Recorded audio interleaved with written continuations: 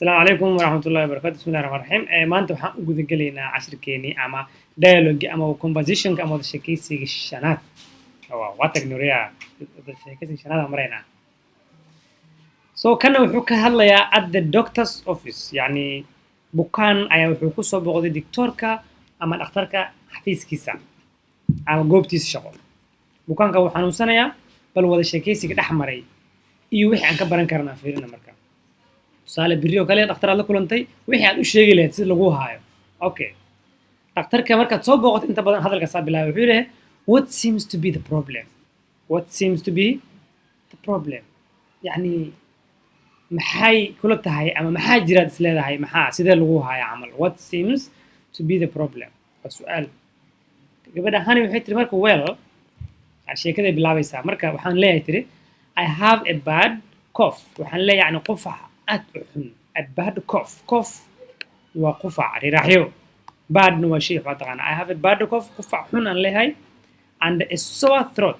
Sore throat waxa waaye qumanka ayaa waxa waaye ama way ka barareen ama waa ka caabuqeen ama way xanuunayaan. qunka.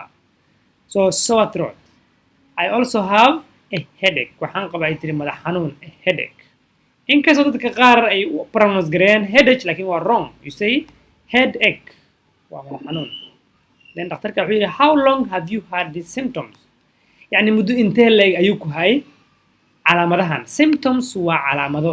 How long have you had these symptoms? How long muddo intee leeg have you had ayaad isku aragtay ama aad lahayd these symptoms calaamadahan.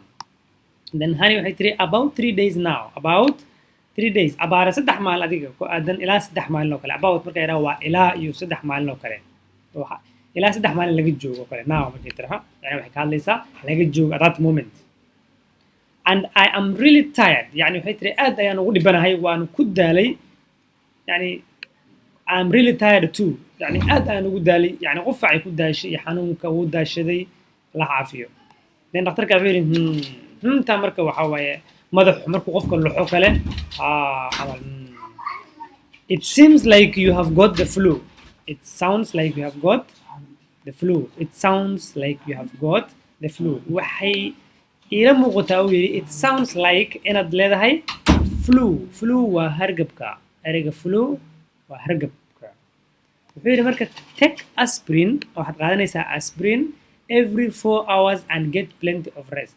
yani waxaad cunaysaa uu yidhi ama laqaysaa kaniinka la yidhaha aspirinka 4 saacadood kadib. every 4 hours 4 saac kadibba aspirinkaad cunaysaa. get plenty of rest. waxaad qaadataa uu yidhi nasiino kugu filan.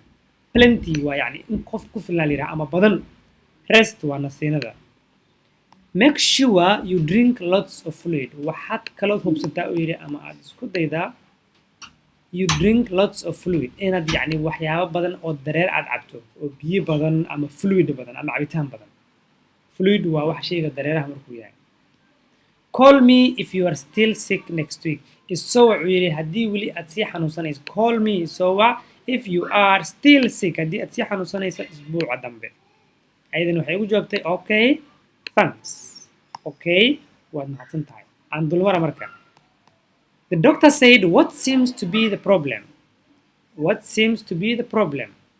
Well, I have a bad headache. Honey, waxay tiri well, I have a bad cough, a sore throat. I also have a headache. Then the doctor said, how long have you had these symptoms?